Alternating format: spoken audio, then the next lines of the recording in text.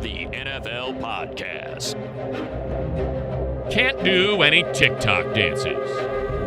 Welcome to another edition of the Around the NFL podcast. My name is Dan Hansis. I come to you from a virtual room filled with some heroes. Greg Rosenthal, arms crisscrossed, looks like he's ready for a confrontation. And the great Patrick Claybon, pinch hitting for Mark Sessler, under the weather. The 10-day summer IL, I call it. How's everybody doing? Yeah, we send our thoughts out to Mark, who's not feeling well. He'll be back, next week at some point. We are back on the network next week. That's kind of like our hard deadline. These are some in-between weeks where we're inching our way back into the flow, but not quite a full schedule. Next week, I feel like, is when we strap ourselves into the chair for about 7 months. Claybon's been there, though. Claybon's in a suit and tie right now, and it's going to be on NFL Network. He hasn't really left the chair. Yeah, it's the same chair. I mean, I occasionally go sit in a different chair, but yeah, I hope Mark's doing all right. I know it's I just hope Mark's doing all right. Yeah, that's all. Yeah, we'll get Mark back with us hopefully next time we all get together. And yes, we have taken a little bit more time off this summer. And it's for a good reason, and we feel good about it, and we appreciate you, the listeners, not giving us too much shite about it, because I know sometimes that can happen with listeners becoming wary of the podcasters not working as hard. We're still working as hard, but we're just getting a little bit of a blow in what's been a tumultuous last 18 months. And on that note, I've been looking for someone, and I really wish Mark was here for this, but I was looking for someone that could perfectly encapsulate how we're feeling this time of year as we look ahead to another season of NFL football. And we found it on Twitter in my spirit animal, Alec Baldwin. Take it away, Alec. I try to take the summer off with my family. Try not to work so we can go out and go to the beach and have a good time. Because work is sometimes long hours, crazy schedules, and so forth. So we try to have the summer be more available. And during that time, I don't spend a lot of time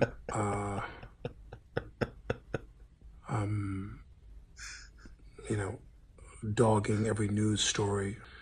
I only do the deep dive on something I think is interesting. I love me some Alec Baldwin. He is the most ridiculous person on earth right now, in my opinion.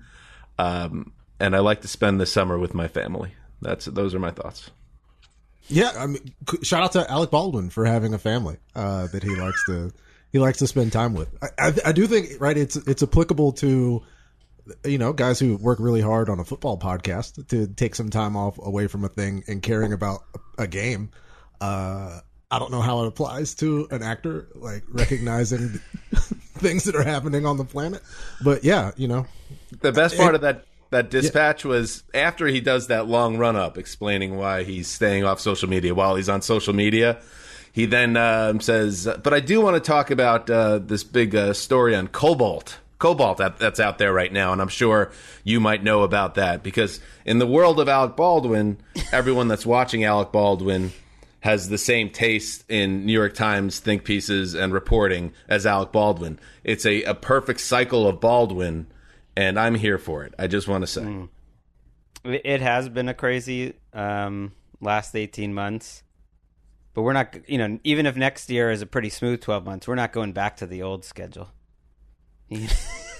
We're not suddenly going to keep cranking through. This summer, a little bit of a break is something we're gonna keep going. But this year especially. I mean, and here's the good news: if you are getting a little restless at this point, we got a show for you today. Obviously, next week we're back to 2 shows a week, and the network show returns.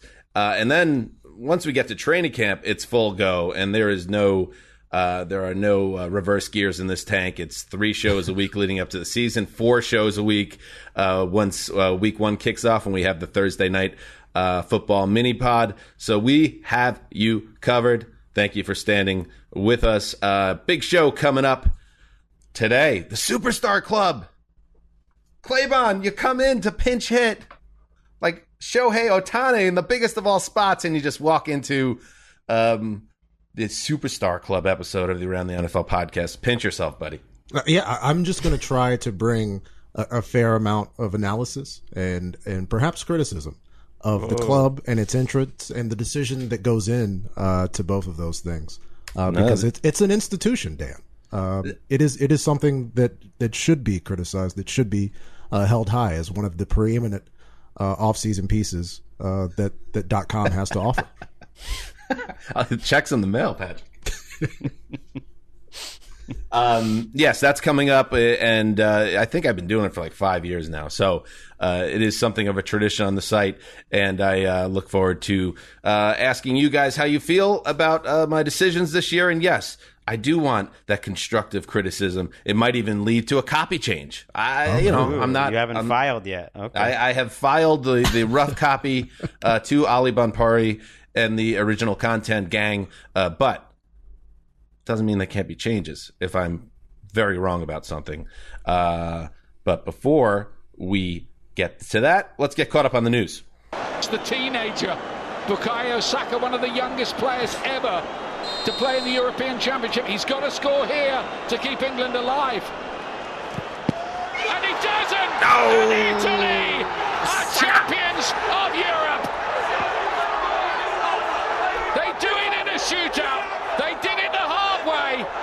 Behind after 2 minutes, ahead after penalties, and England are foiled again. Oh, Drats! Italy defeated England in extra time to claim the Euro 2020 final, even though it's 2021. They lost on penalty kicks 3-2. Crushing loss for England. I watched the match because I get into these like big time things, especially with England involved. And I went to a local bar, and it was so packed to the gills, boys, that I was being denied entrance. And that's when a hero, an honorary hero, tapped me on the shoulder. He was a man named Corey from San Diego, a Chargers fan and a huge fan of our show. And he invited me to sit at his table filled with England, native people from England on his wife's side. So Corey and his lovely wife had me at their table and watched the match. And it was just a bummer how it ended. But it was exciting, and soccer is good. I must say, soccer is good. It cleared the bar. Congratulations to football for clearing the Hanses bar. I mean, some UK listeners might, take issue with you playing that moment. It'd be like me, playing the Grand Slam from Game 7 of the 2004 ALCS, Red Sox Yankees, like right in the middle of like a totally different show. But what those UK people don't understand is it's not all about you. We got Italian listeners too, and it was a great moment for those Italian listeners. So it's too bad. That was a tough one. Even if you had nothing at stake, that was a tough one for my entire family to watch. You had nothing at stake whatsoever, and it's just like whichever team was going to lose that's brutal. Yeah, it's the nature of PKs, right? That it makes it like that, and it's something that I always say with regards to sometimes the ball just doesn't go in, right? And we try to ascribe all these other things to like, sometimes it doesn't go in. And that's one of the things about sports. That's not rubbing it in, Greg. This is the news portion of the show. That was huge news. And when they got still past, felt like a knife in the chest to some people who were trying to get over it, I'm sure. This is the news, Greg, and this is part of the news. It was a big sports story. And when England beat Denmark in extra time to advance to the finals, I think Daddy had a couple Tito's in him, and I went on Twitter and I posted the English flag emoji, and that was a total storm. We had a lot of England fans saying that they love me for it, and then a lot of people just filled with rage, and it really gave me a lot of perspective on what's going on and where England fits in the world of international soccer. They seem like a team people love to watch suffer, kind of like the Cowboys in the NFL here, and it's been over 50 years since they've won a major tournament like the Euro Cup. I saw a tweet that said they were the Boston of Europe, which, in terms of sports fans. And that was like, that's pretty good. That's going to stick in my head there. Yeah. And I just want to say to all those people that are angry with me, people saying they're unfollowing me, not listening to the podcast anymore. First of all, calm down. Pull it together. Second of all, you need to understand this. And a lot of people, especially there were Irish fans getting on me because they know that I have Irish heritage, my mother's side, and Ireland and England. It's a tough sitch over there. But you have to understand, like, we have a very good relationship with the English. They've always been. Everyone in that country has been exceedingly nice to us in this show. So that's why I was rooting for the team, and it's unfortunate they didn't get it done because I feel like Italy's had plenty of glory. England was due, but it didn't work out. Sorry, everybody. Italian fans, let us know you're out there. There's got to be a few. All right, let's get to it. We'll start with bad news for the Kansas City Chiefs. Los Angeles prosecutors on Friday charged Chiefs defensive end Frank Clark with one felony weapons violation stemming from his arrest on March 13th by the California Highway Patrol. The 28-year-old Clark was with another man when officers said they found two loaded firearms in the vehicle after a traffic stop. This is a big-time issue now. It's a heavy charge facing Clark, and it really does put a lot of question marks around him, and he's a key figure, Greg, for this team. He is. He's due $18.5 million this season. He could be placed on a paid leave list if the commissioner wanted to do that. He's a guy who, I think if you just look at the production overall, it hasn't quite been worth this huge, deal that they got for him in the first place. So it's hard to guess. We've been so wrong over the years guessing what the NFL is going to do in terms of punishment, but it would seem to be obvious that some is coming. It's just a matter of how much. And it depends on, there's so many variables, right? Because you take individual state laws into consideration, right? There were two people in the car, who's bearing responsibility for which individual weapons, what was the circumstance of the traffic stop. It would seem to make sense to have one blanket NFL weapons rule, but then can you really do that? So what position is the NFL in with regards to, 50 states, a world of municipalities with regards to how they handle weapons charges? And so you would like to have uniformity, but then you recognize that there can't be uniformity. And so, like, what position does the NFL actually want to take? Like, we saw a previous position with regards to marijuana enforcement, right? Where, they changed that, and there's just, we're not necessarily testing for that anymore. And so it's one of those things that's in the air. But with regards to the way it impacts the team, I guess it's that classic situation. If they would like to pay him less or like to no longer have him on the team, then ultimately they're going to make that decision based on how he's playing. I'm not sure that this reaches that level of concern, right? That his previous incidents, right, involving violence against women, or allegations of that, in college, I don't think it reaches that standard. Right. He's always had that in his background. He also was a total jerk, to put it lightly, to like a female reporter on Twitter 6 years ago. I remember that very well.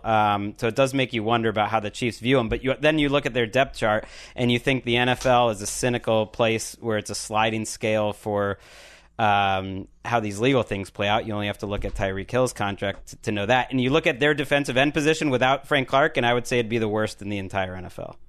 So for Frank Clark, is vital to this team, and that makes me think he'll be on the team. That sliding scale applies to all realms of society, as unfortunate as that may be. Including the criminal legal system in America. Right. Indeed. In other news, 8 NFL teams have now exceeded the 85% threshold for player vaccinations. The NFL Network reported on Tuesday. Monday was the NFL's deadline for players to get vaccinated to be cleared for full activity and avoid any restrictions when training camps open on July 27th. That same network report As of Monday, 71% of players league-wide have had at least one vaccination shot, and that's up from 65% in the June 25th report from ESPN. What do you take out of all this data, Claybon? Yes, I am glad that it's at 70%. I wish it were higher, right? I think nationally we're hovering at about 50%, but the access to the vaccines isn't the same as it is in the NFL, so I think we should be higher than 70%. I would assume as time goes on, we'll get closer to the threshold for everybody. But I think it's if you would have asked me on July 13th, 2020, right? Hey, there's a vaccine and 70% of the players have it.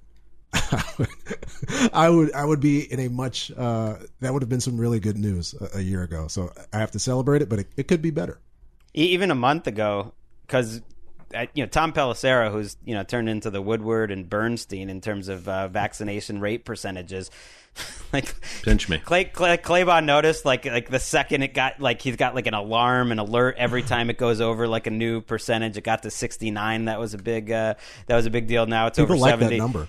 Yeah, people do, and it was a month ago. It was just climbing above 50. So a lot of people got the message. A lot of players got the message when they released all those rules of how tough life is going to be for unvaccinated players. And now suddenly 8 teams are over. And Dan, you mentioned how in the MLB, it's like 3/4 of the team hit that 85% number. So every team might not get there, but I would guess by the time camp starts, that number will be a lot higher even than 8 teams. And when life is really difficult for the teams that don't clear the threshold, that's when you have to wonder what's going to be going on in those locker rooms amongst players who are vaccinated and who are not vaccinated. It's a thorny issue. It also crosses over out of sports into real life here in our country.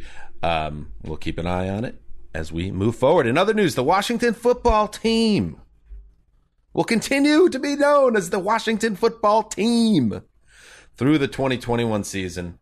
But it's coming. The change is coming. If you are holding out thoughts, and I don't get why people, and I know Rosenthal's on this train, and Mark is on about it. Just keep it the Washington football team. All right, that's fine, but let's be serious. They should have a nickname like everybody else. They don't get to be something special because they had a bad name before. You don't get a W out of that. If you're saying it's a W, that's proving my point. If you think it's so cool that it's special. In your opinion, I don't even think it's cool. I'm saying some people think it's awesome just because I guess it's different. Just that's an opinion too. But anyway, it's coming. The Washington Post says a new name and logo will be revealed in early next year. The team's colors will remain burgundy and gold, and it will not be the Warriors. That apparently has been ruled out. And that's fine. Washington Warriors, that sounds like a made-up football team name in a bad 90s NFL team where they NFL movie where they couldn't get the rights to the logos and likenesses.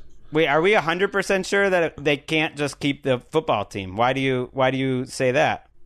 Why can't, especially maybe I misread the report. I think it's coming, Greg. It said they'll announce their permanent new team name, but I think the Washington football team could be the permanent new team name.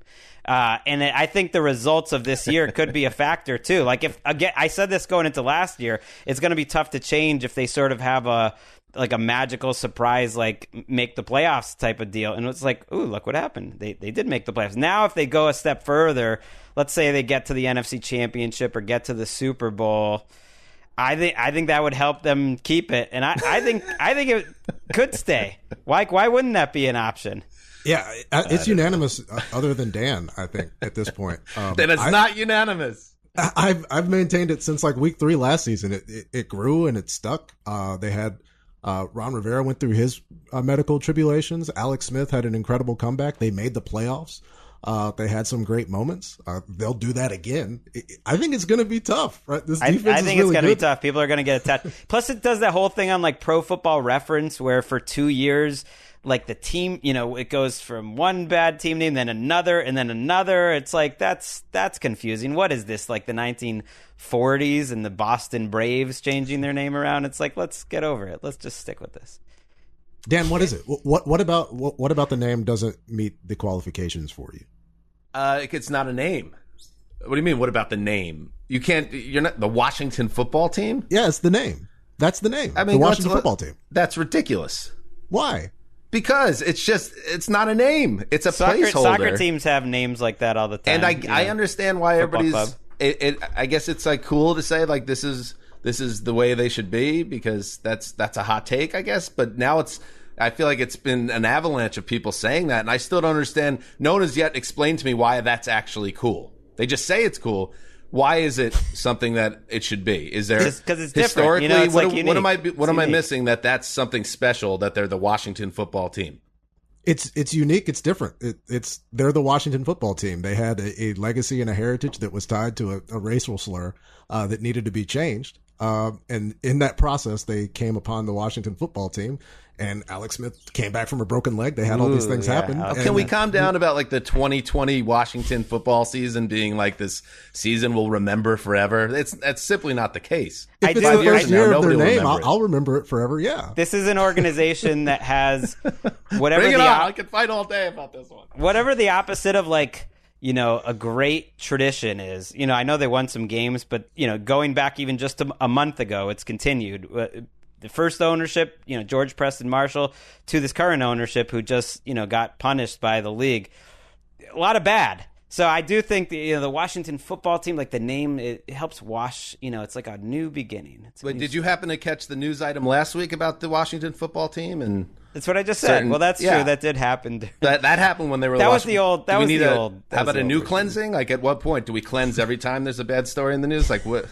So once the team name changes, then it does actually cleanse everything? I think that's what they're hoping, that it's a turning of the... I don't know. It makes me sick, the whole thing. All right. Speaking of Pro Football Reference. Yeah. God bless you, Pro Football Reference. I've always loved you, and I love your friends over at Pro Baseball Reference. Shout out to Pro Basketball Reference. Pro Basketball Reference does great work as well. I'm sure there's a Pro Hockey Reference and a Pro this reference and a Pro that reference.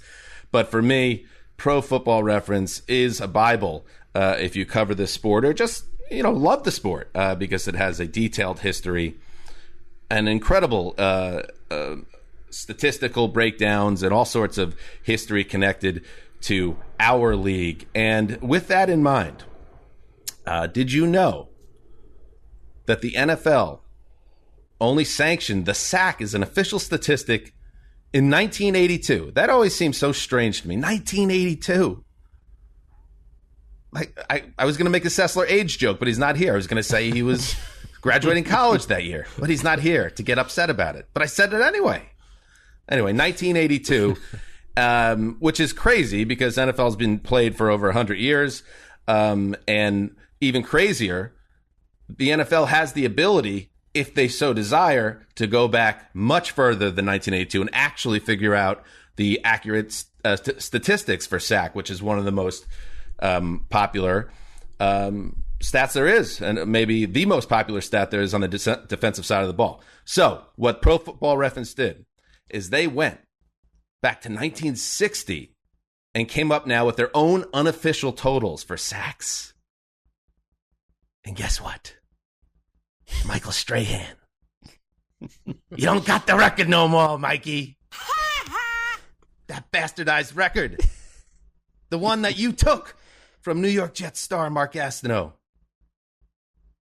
When you conspired with Brett Favre, who slid at your feet in a meaningless Week 17 game 20 years ago to steal the sack record. Well, guess what? For the people that are in the know, that doesn't matter anymore. The sack record now belongs to the immortal Al Baker, who in his rookie season with the Detroit Lions in 1978 had 23 sacks. And now joining us on the Around the NFL podcast, nobody knew. Nobody knew. What a surprise. It's Al Baker in the biggest of all spots. Al, first of all, welcome to the Around the NFL podcast, and congratulations on being the official sack champion for all time in the NFL, at least according to the people that know what the hell they're talking about. Al Baker, baby. Hey, man. Thank you, guys. Thank you for having me on, man. You must have been, where were you when you found this news out? And like, what was your What was your reaction? Are you finding this news out now? I don't know. Right, of being the unofficial sack king. Well, I meditate on my patio. I live in a condo on the 10th floor, and I was sitting out there, and I never checked my emails or my texts until 10.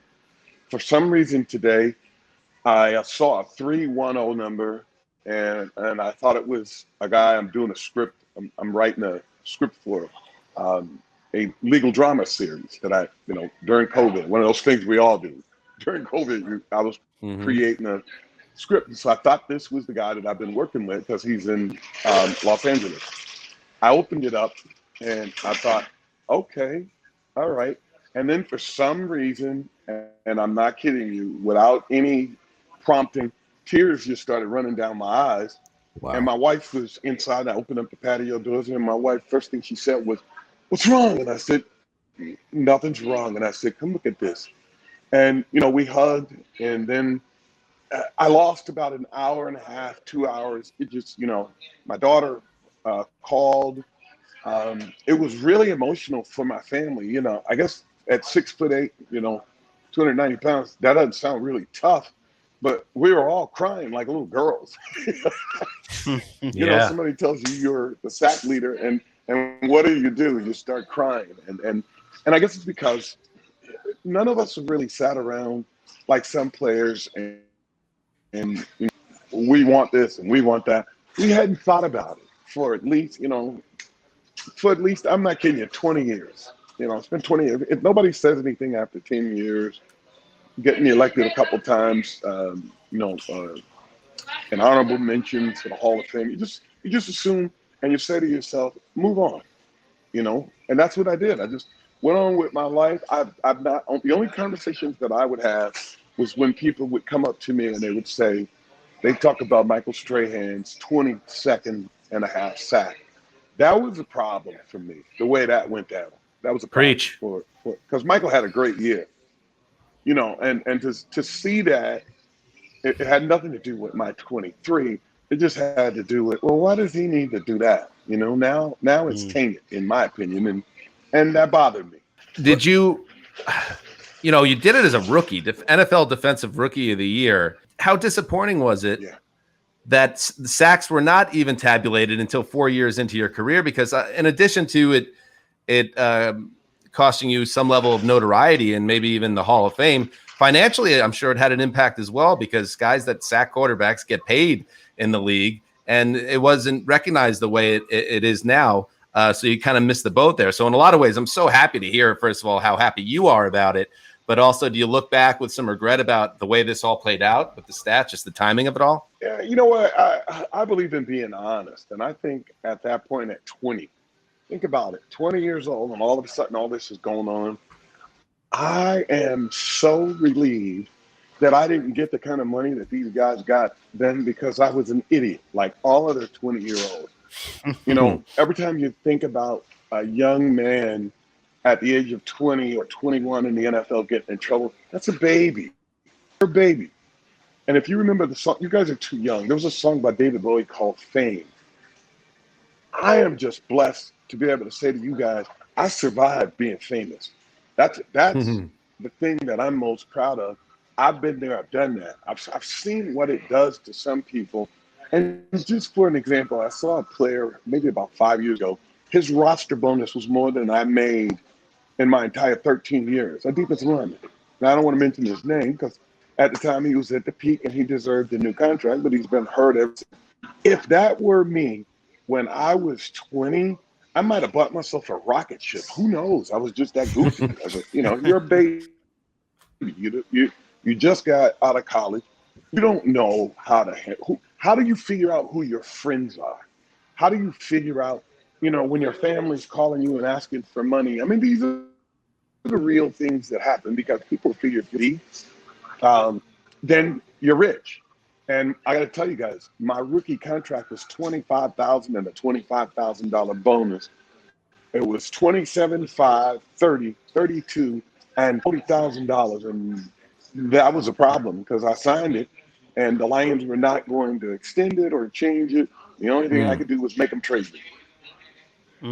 And that happened. No matter how much of a defensive leader that was the way the game was back then. And your final season in Detroit was 1982, the first year the league kept sacks as an official stat. And I just want everyone to know that you were a part of, obviously, the Silver Rush defense in Detroit, and you were the best pass rusher in the league at that time. And your first 3 seasons, you had 23, 16, and 17 and a half sacks. You led the league in 78 and 80, even if it was unofficial. Just an unbelievable career. And I just wanted to have you on the show and congratulate you on this, and just hope that maybe the NFL recognizes this, because Pro Football Reference is a widely respected entity in the league, and you get what you deserve, and maybe even get a jacket out of it when it's all said and done. Oh man, I'm awfully flattered, and I'm glad to be here and be real with you guys. I'm real comfortable with where I am right now in life. To get that song by David Bowie, not everybody can handle fame. Absolutely. And you're in a McDonald's right now. Thank you for going the extra mile. You stopped on the way. I mean, I consider myself someone who pays attention to football history and stuff. So I'm really excited about this, because I didn't know about your career that much. And 56 and a half sacks in your first 3 years is absolutely insane. Like that, I'd love to go back and look to see that compared to anyone else. My guess would be you came in with a bigger sack force than anyone in the history of the NFL. Eventually, J.J. Watt came in pretty strong, but he didn't do 56 sacks in his first 3 years strong. So I'm glad that the people know, and you kept it going. 131 career sacks. It's an amazing achievement. I'm glad to learn about you today. Yeah, I was just going to congratulate Al, because I know you talked about the discrepancy in pay between now and then. What the owners and players and us, right, are making is because of the work that you guys put in making the league what it is today. And I'm glad that people, and like Greg said, I've had a chance to learn more about your career through this decision from Pro Football Reference, and just appreciating, right, that you sacked the quarterback while they had the ball, right? You tackled and that was a thing that added value. And there was nothing keeping us as a league from recognizing those stats that happened before 1982. So I'm glad that we're doing it today, and I'm just glad that you're here. And thanks for all the work you put in. I'm so flattered by you guys. Thank you for having me on. I'm sorry about the delay and and any complications, but hey guys, that's a part of life, and that's what us pros, that's what we do. We work through it, and that's the essence of my career. Every year of the 13 years was a different year. Beautiful. All right, Bubba, well, thank you very much for joining us, and best of luck to you going forward with everything, whether it's your screenplay project or Bubba's Boneless Ribs, your business over there, which you can check out at bubbasbonelessribs.com. Thank you, my man, and congratulations. 23, baby. Thanks, Al. Thanks, Al. There he goes. Al Baker. How about that? How about that for a little surprise on today's Around the NFL podcast? Thanks for that surprise, Dan. Yeah, that was amazing. Now, I want to say this, too. I obviously I have fun about that in the Strahan record and all that stuff, but and having Al on was just going to be something kind of fun playing off that. But then when he started talking about how much it meant to him, how he got choked up by it A, makes a lot of sense, and B, was just really cool to have him share that with us. And I hope other people learn a bit more about Bubba Baker, because he had a really big career. 131 sacks. It's a lot more than some pass rushers that are in Canton. But just, looking at those the first 3 years, imagine the profile of a guy who, if he came into the league right now, broke the record his rookie year, won Rookie of the Year, and then followed that up with 16 sacks, and then led the league with 17 and a half the year after that. Imagine that guy's profile heading into year 4. He'd be the biggest superstar in the entire league that doesn't play quarterback. It's pretty amazing. And all of these games are recorded. We have video evidence of everything that took place. There's nothing keeping us from doing that, from recognizing the guys who were integral in making the league what it is today. And him telling the story of crying with his family, it hit me too, Dan. Who else is going underappreciated for their contributions just because we haven't adjusted some numbers around? And I wonder what happens next now. I want to let them know at Pro Football Reference. I'm sure, hopefully they hear this reaction too, because they did yeoman's work doing all the work to find these numbers. Absolutely. And I hope that it doesn't stop here. I hope that what Football Reference, getting the ball rolling on this, the NFL, maybe there's some teamwork here, and they can really fill in the gaps on these. Make it official. Stats. They can make it official. All right. Let's wrap up the news. It's going to be hard to top that, but let's wrap up the news with Ben Roethlisberger, who is entering what almost certainly is his final season, but who knows, in the NFL. He's 39 years old. He really did not play very well down the stretch for the Steelers, in a disappointing season for Pittsburgh after that 11-0 start. And there's a lot of questions about Roethlisberger. There's a lot of questions about his offensive line. Here is the latest on the quarterback, and this from Ryan Burr on Twitter. Ben Camp says biggest concern is weight loss. He has been so driven since the season ended. Source says his diet is stricter than Brady. How about that? Roethlisberger's camp also said he's, quote, yep, here it comes, in the best shape of his life, and that Roethlisberger, this, I do believe, here's everything. Everything. This is like the second time this happened this offseason, by the way, where like a local Pittsburgh Steelers guy was like being like, hey, this is just my source talking. Ben would never put this out there himself, but he's noticing everything you're saying this summer. And just this source says, and Ben would never want to put this out here himself, but this source says that he's taking his diet more seriously than Brady. Like, how is Ben measuring that? Like, does he have a TB12 book and he's like going one step beyond what the Brady method? Like, how does he know he's going one step beyond Brady? I mean, when people like throw out something like that's that big of an exaggeration, then you start wondering what's true. Went too big. It could be possible, right? If you read the TB12 diet, there's a copy in our locker room. There's some contradictions in there that it's like, wait, you can't do both of these things at the same time. So you could, I guess, conceivably, if you're going by the book, take your diet more seriously than Tom Brady. The question is, why is there a need to say that? Yeah, I love it. So you're telling me that you haven't been taking your diet seriously, and that's the reason to blame for this, or did you have reconstructive elbow surgery and at an advanced age? I do wonder what's the purpose of these things. And he looked big, even by Big Ben standards, by the end of last season. And I know this, and I know there's millions and millions of Americans that know this. The struggle is real with having your weight under control for a lot of people. And I think this is something that's going to be tough for him, especially as he gets closer to 40, unless he completely changes his lifestyle. But to use a Sesslerism, he is a Stone Age pony right now in the pocket and a sitting duck. And we're going to bring up Big Ben a little bit later in our next segment. But he has to move better in the pocket if he's going to survive the season, especially with that line. I like it just because in doing a little research, and by research I mean just like checking Ryan Burr, his other tweets. He knows Ben Roethlisberger like going back to high school, like he covered him in high school, and so I just do like the idea that Ben has his closer friends in the media, and he is getting the word out that 2021 is Ben with a Vengeance tour. And that's fun. That's like whether it happens or not, I like it as a plot line because he is setting up this plot line as someone who's occasionally been a bit of a heel in terms of an underdog we can all get behind, right, Greg? I mean, no, but I think sports needs villains. Yes. I do like them as a player. I do want to, before we move very quickly, to give a rest in peace to Alex Gibbs, the former Broncos offensive line coach, just because he starting those zone running schemes with the Broncos back in the 80s truly influenced the future of the NFL in a schematic way, more than a lot of head coaches, more than some that are in the Hall of Fames or something. You can see the impact of what Alex Gibbs did. Not that he was the first person ever to do zone blocking, but the way he did it in such a way that turned the Broncos into a juggernaut. You see it, you still see it. You see it all around the league, and it's because of him.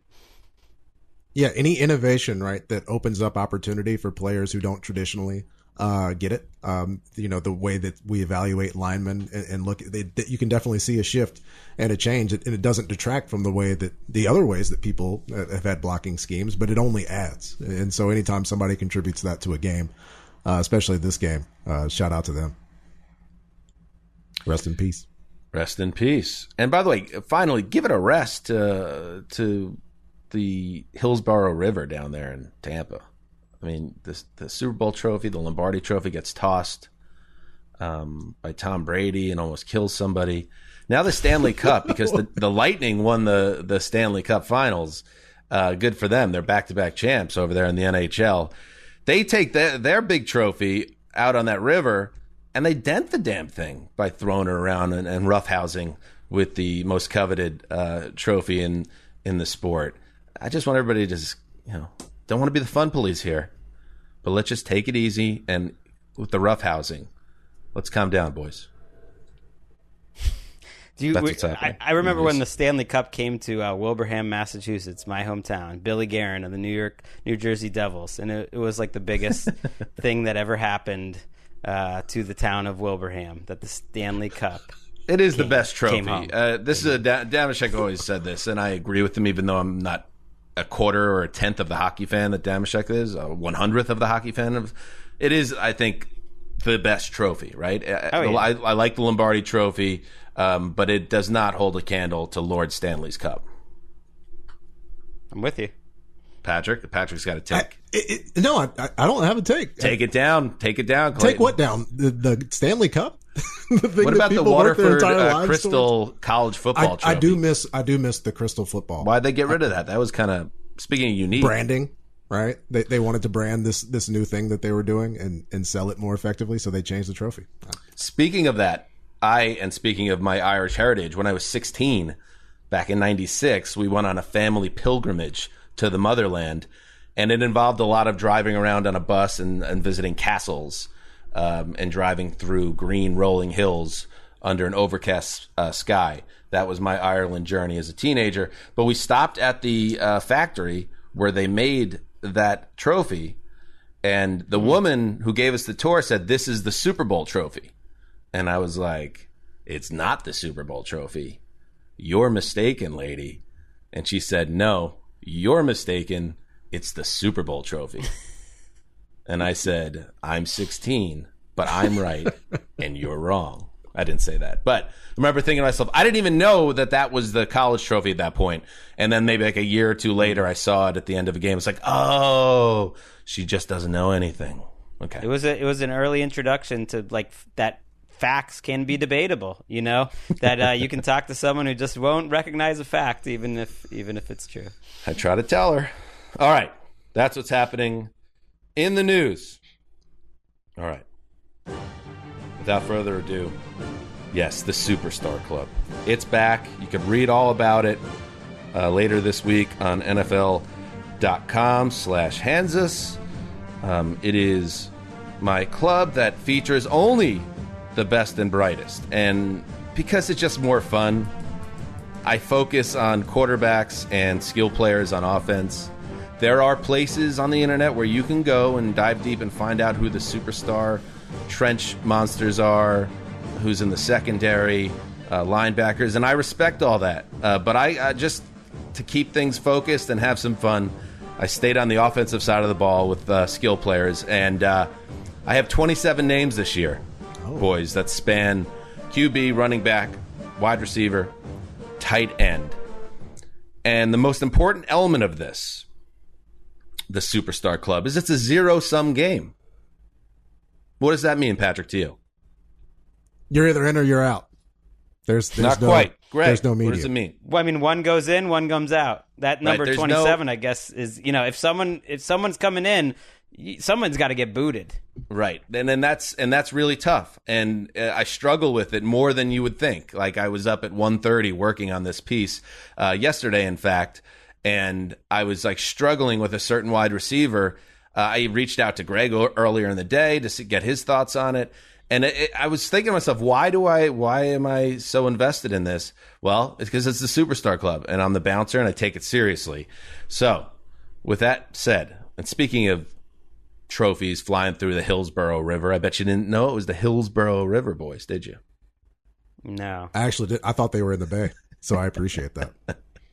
Tampa. I mean, something's weird about Tampa being like the city of champions, but that's where we are. That's where we're at. In the world right now. I start with a mea culpa, and I feel like I've been doing this for years.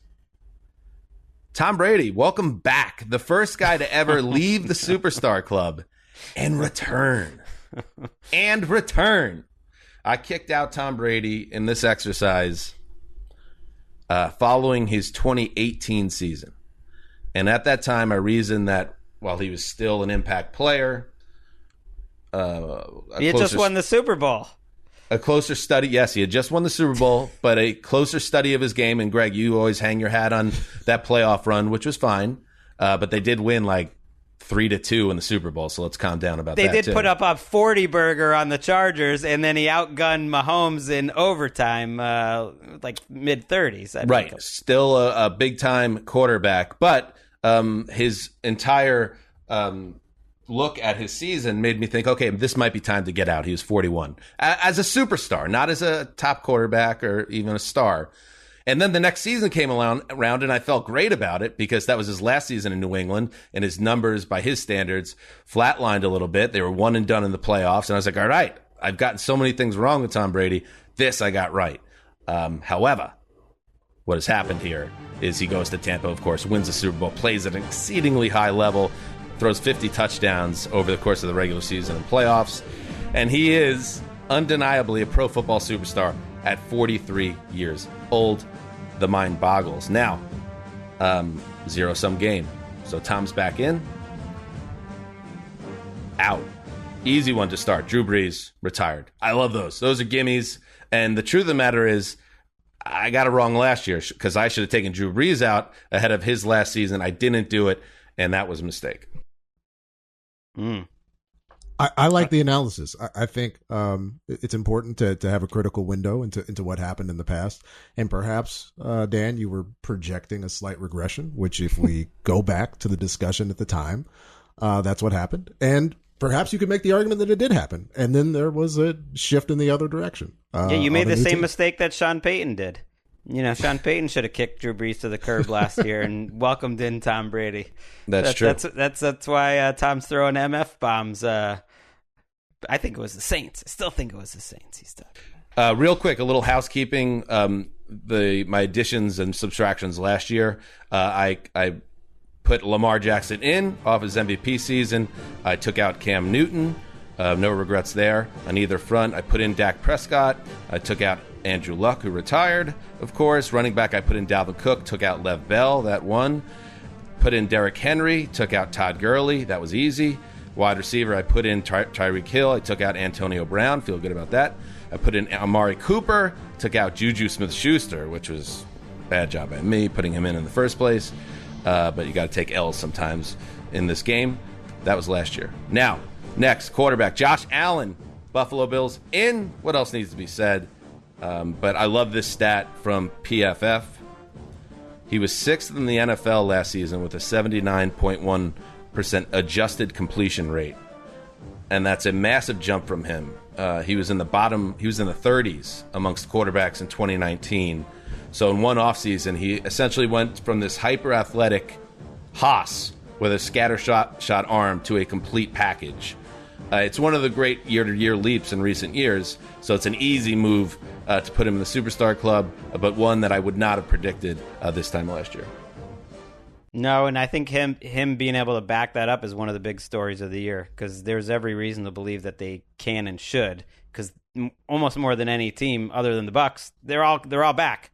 They're all back, and the coordinator's back, and Allen should feel good about keeping that level up. But you do think about regression, and anyone that's improved that much in 1 year, whether they can hold it. I have no doubt, though, that he should be in the superstar club, though. Yeah, it's in terms of holding it up. That's a question for everybody. That's why people leave the superstar club in the first place. But to say, I don't think it's going to be repeatable. Maybe not ever in NFL history. A guy's going to go from completing right around in the high 50s of passes to the low 70s, right? Like it's not going to happen a lot, but we are going to see people perhaps take shots on quarterbacks, that have the arm, that have the ability and the mobility, and maybe completion percentage, as perhaps it should kind of fall down on the rankings of how we evaluate guys. And to what you were saying, Greg, one thing to keep an eye on. There is a stat over on PFF: turnover-worthy plays. They don't necessarily turn into interceptions, but plays that could have gone either way, and the quarterback it went the quarterback's way. Allen had a somewhat high number in that department. So if some of those plays go the other way, maybe he's not quite as excellent as he was a year ago. But we'll see. Out, we just talked about him, Ben Roethlisberger. There's just too much here telling me this could be a late period Dan Marino situation where he's just going to not be able to move. He's not going to be able to throw downfield, and the whole thing is going to collapse. I think there's an alternate storyline here where I think the Steelers are fine on offense, but I think the days of him being a superstar, if he ever was, and that opinions vary there, but I obviously think he was. I think those days of him being an elite top performer are over. I mean, he definitely was. He was a top 5 quarterback for a good chunk of his career, and to me, doesn't need those like Super Bowls to be a no doubter Hall of Famer, just for how he's been year to year. And I wouldn't be surprised at all with these weapons around him if they have a pretty good offensive season. It's a nice receiving core. Ben just getting rid of the ball quickly. He's definitely sharper than he used to be. If he's in a little better shape, like I could totally see him having a very capable, like not top 5, but solid season. It's tough to project for me to see a comeback, right? When you look at, the surgery, the advanced stage, it's like we look at Cam Newton, right? He tried to do all of those things. He tried to change his diet. He became vegan, but at a certain point, your body goes through trauma. And as much as it funds my existence, football isn't good for you. Like it's tough to get healthier playing football. And I can't see it. Yeah. I don't think I'll be writing next season a mea culpa about Big Ben, but you never know. Finally, I have 3 quarterbacks entering the Superstar Club. Kyler Murray. Now, this one, a little bit of a leap of faith, and I understand that.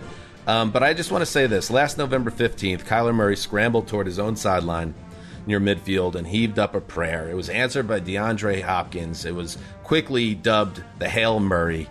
It got the obligatory Wikipedia entry.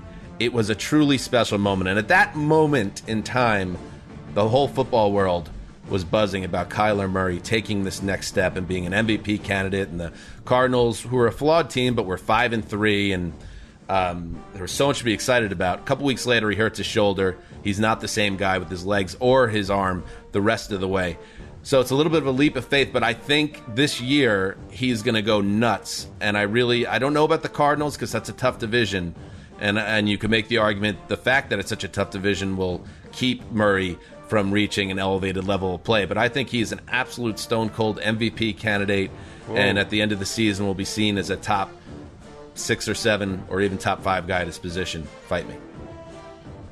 It's a projection. I mean, he's not there yet, I don't think. But, when you say superstar, that's more than just numbers.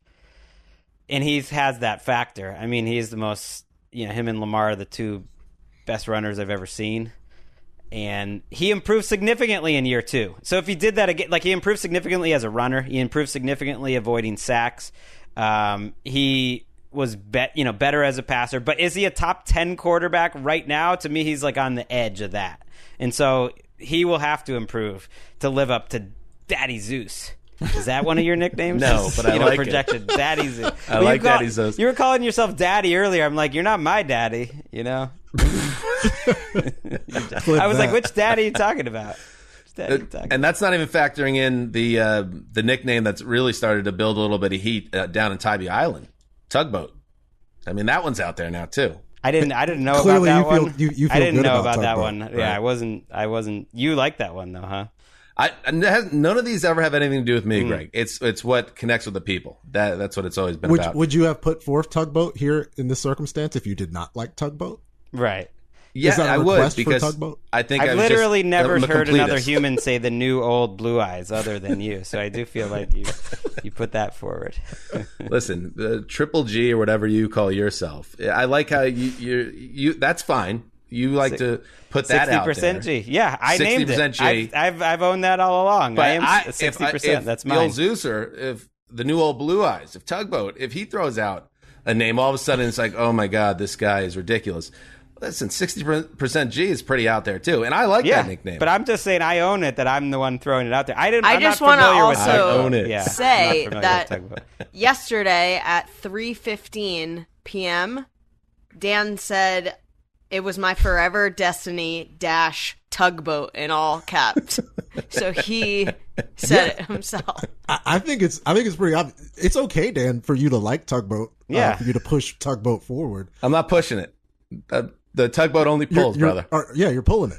The Tugboat. See, there he is. He leads us where he wants us to go. The Tugboat, Danny. All right, let's keep going here.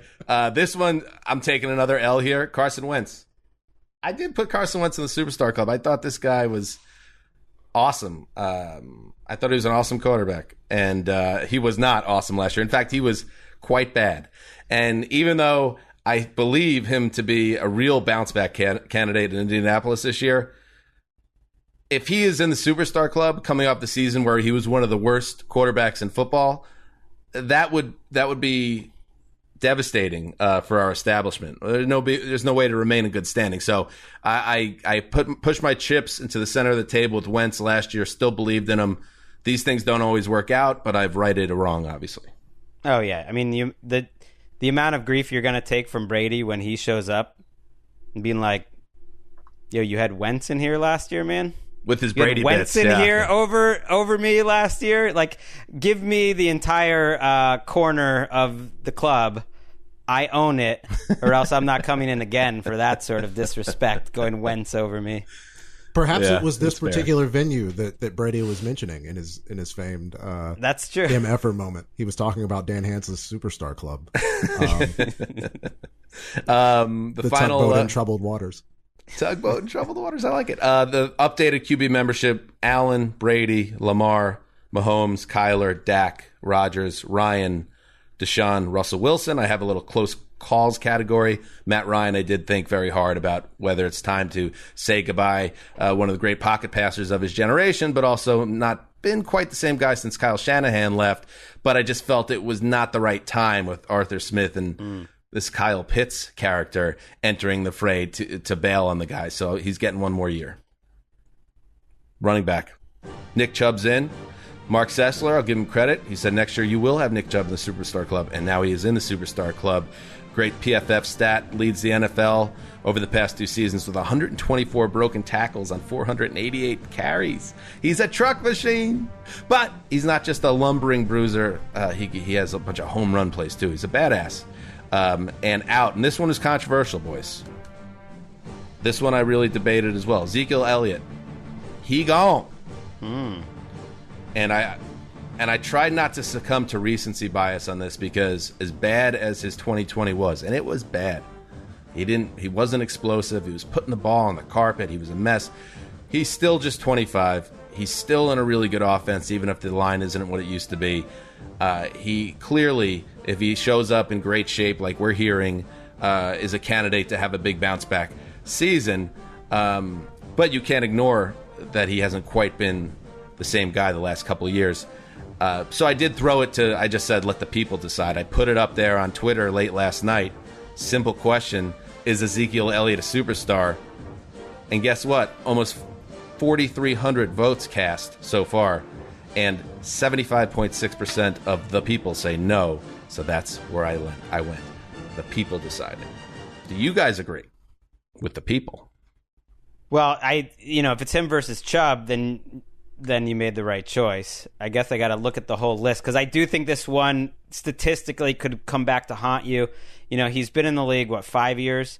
In 3 of those years, he went over 1,750 yards from scrimmage, and I kind of would put him over that this year again. I think I struggled with this. I see is that going to sure. get one more big year, and this smells like the year. The offensive line still looks great. The passing game is great. He's going to be ready to go, and I think there's a decent chance he'll be more explosive and look a little better and just rack up numbers because he's going to get the ball 350 times and be a nice little fantasy. This is the time to buy in, I think, on fantasy. His value is at a low. Yeah, you do have a buy low opportunity, I think, with Zeke, but if we're talking about the Superstar Club, one thing that I'm seeing, it's a trend where Dan is concerned about projecting into the next year. And those are the areas where I think we end up regretting inclusion into the Superstar Club. Well, then Kyler could be a problem. He could be another after year 2 mistake like Juju or something. Could be. But in terms of if we're just looking at Chubb versus Zeke, like anybody can grant superstardom based on the past. But what this club seeks to do, in my opinion, as somebody who values it greatly, is provide an accurate depiction of the value that this player adds to the sport. And currently, Nick Chubb doesn't get the love that he should. And we have rectified that in the Superstar Club. And Zeke did not perform well last year. So I think it's easy. Perfectly said, Claybon. I mean, this is why Claybon gets the prime Friday night DJ sets at the club. It's a second job. It pays well. He can hang out with the players. That is a good question. He just respects the club so much. If Claybon, and I do like. I like the idea, but I don't quite see it. No, if Claybon were working at a high-end elite, let's say nightclub, whether it's West Hollywood, let's just stick it in West Hollywood. What would be his position at said club? General manager, I think. I think he would just run the place for you, I don't know. That's well, pretty you're good. the owner, though. Yeah. I don't know. I'm putting you in a kind of a no-fun job, though, Claybon. I'm sorry. It's okay. I don't mind being a man of the people. What's of the the club, class. Ricky? Where's Claybon working? It's One Oak. If you're going to be at a club, you got to be at One Oak. Is that the trendy, That's fashionable the establishment? Club. Oh, okay. That's like you'll see Bieber, you'll see Chris Brown, like One Oak. There's L.A. and I think Vegas one too. Can you get in that, Ricky? Where are you at on the social ladder? I Here in Los have Angeles? gotten in once, but it took a lot of work. What did it take? Let me We'll guess. have to go out for It tacos. wasn't worth it. No, it wasn't. Yeah. No. That's usually how those things go. All right. So there you go. The updated running back membership is Saquon Barkley, which I did give a little thought on. It's been a tough situation with him, and that knee injury return table is murky, but I'm not going to do anything rash there. Barkley, Chubb, Dalvin Cook, Derrick Henry, Alvin Kamara, Christian McCaffrey. I had a little bit of a dilemma over Aaron Jones, but ultimately I think it was similar probably to the one faced by the Packers before they gave that man his bag. He's really good, but, is he great? I don't know. Wait, he's not in the club, right? He's not in. Right. No, I think I have a feeling that is the most solid, inarguably group on the list. And I think you did well bringing Chubb in. Thanks. All right, wide receiver. We have 2 wide receivers in, and this was tough. So I put in A.J. Brown for starters. I mean, a second-round pick who was a star after year 1 and then took his game up a couple notches in year 2. So now he's entering year 3. He's a yak monster. He's fearless over the middle. He's just a perfect guy you want on your team, and Ryan Tannehill's in love with him. And now you put Julio Jones up, line him up opposite of him, and I just think that Brown is setting himself up to produce at a level that few of his peers can match in year 3. I just love the guy, so I put him in. And are you guys okay with A.J. Brown? Yep. Well, Absolutely. it depends who gets knocked out, but yeah, that makes All right. sense. I took out Odell. He continues, Beckham, to be a buzzy summertime pick here. And as a guy that could deliver a big season reminiscent of the Giants days. But in truth, I just don't think his game matches his name. And it's been a while since we saw that peak superstar type production. It's been a little bit messy here in Cleveland with Baker, and then he blows out his knee. But even before he blew out the knee last year, outside of one game where he exploded and showed that potential he's always had, he just hasn't been the same guy since 2016. Do I think he could have a monster season here? Yes, it's certainly within the range of outcomes, but is it also more likely, in my opinion, that his best days are behind him? almost 29 years old. I think that might be it. I think, have we set what's your standard regarding can one lose membership in the Superstar Club due to injury specifically? You don't get any cookies for that. It's an unfortunate aspect of the game, and if you suffer a devastating lower body injury, it needs to be taken into consideration. It's tough because, like Brady, he is just like unquestionably a superstar in no matter how many injuries he gets, and he's still so young that you think like all that talent that Not he had that young. It hasn't gone anywhere. It's, on a relative scale, it's pretty young. I'm just saying he's turning 29 this season. He should have good years left, so it's dangerous. This is a dangerous one. It's very dangerous, and especially knowing some of the other wide receivers that are still in the club. And there was so much promise there, right? You mentioned the breakout at week 4 against the Cowboys. I lose track of when that was, but it was an explosion, right? And even on the play where Baker underthrows him, it gets picked off. He's being Odell. He's being extremely athletic. He's trying to make a tackle, and he blows his cruise shit, right? It's there, right? Odell was there at some point, but do we know the capacity to which this guy is this otherworldly athlete who's able to do those things? Can he still do that now? And is he in the right place to do that, even if he has that ability still? And wide receivers really deeper with like, there's so many different guys that was like, hey, that's a top 10 receiver. But you look around the league and it is deeper than it's ever been in terms of great wideouts. So Odell will have to bring back some 2016-17 Odell to get to that level. It's a better field than it was back then. That's fair. All right, up next, Stefan Diggs. I mean, what else needs to be said? Obviously, he was a total monster, and in that offense that is unchanged with Brian Daboll there, it's just going to continue. I think him, along with Devontae Adams, I don't have two wide receivers that are more, lock it in, put money in the bank that this guy with good health is going to have a monster year. I trust him over just about anybody in the league. And I had to take out somebody. This one was real tough. I moved Mike Evans out of the Superstar Club. What do you guys think about that? Because I struggle with that one. Well, is that it for receivers getting kicked out? Here's the updated. You got Amari Cooper in there. Right. The updated membership is Devontae, A.J. Brown, Cooper, Stefan Diggs, Tyreek Hill, DeAndre Hopkins, Julio Jones, Michael Thomas. And that's it. No more changes. Yeah, I would. Receivers where I have some bones to pick. I'd get Cooper out of there. I probably would have kept Odell in. I might put Allen Robinson in there too. I don't know who I would have to take it. Maybe then I take out Evans at that point. Cooper's a great player, but I think you can be a great player and not a superstar. Like I get that. His route running, this and that, and the other. Like to me, he is not at. He is. I've seen enough that I feel like I know he is. He is not that level. Stefan Diggs, Devontae Adams, or even maybe a peak Mike Evans. I don't think Amari Cooper's quite there. Yeah, it's the question of what level do we take production into what makes a superstar, right? Because there's that, he plays in Dallas, right? Amari's the number one receiver on a loaded roster. But you could say the same argument for the Super Bowl champion and Mike Evans. But it is zero sum, and he's never topped 1,200 yards. I mean, he's been in the league.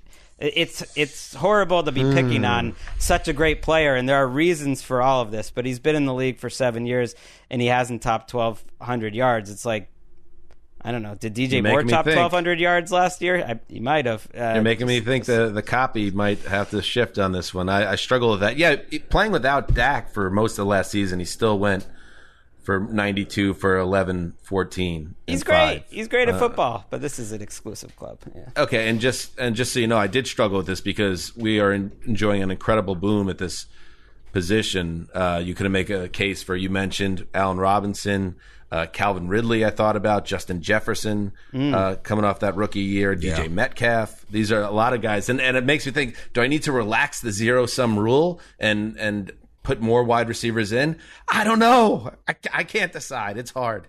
There's a real case for DK, I think, as well. I wouldn't have fought you with DK. Should I relax? Should I make an exemption because of the sea change at wide receiver? No. You basically stuck with you better have picked the right number of guys at that position for the first year because you're stuck with it forever. Yeah, that's the what club is the club. Yeah, I would. All right. Fair enough. Stick with it. Finally, tight end. I haven't even written about tight end in recent years because there's just not enough guys, which is kind of weird because there's so many hyper-athletic playmakers coming out of the college game every year.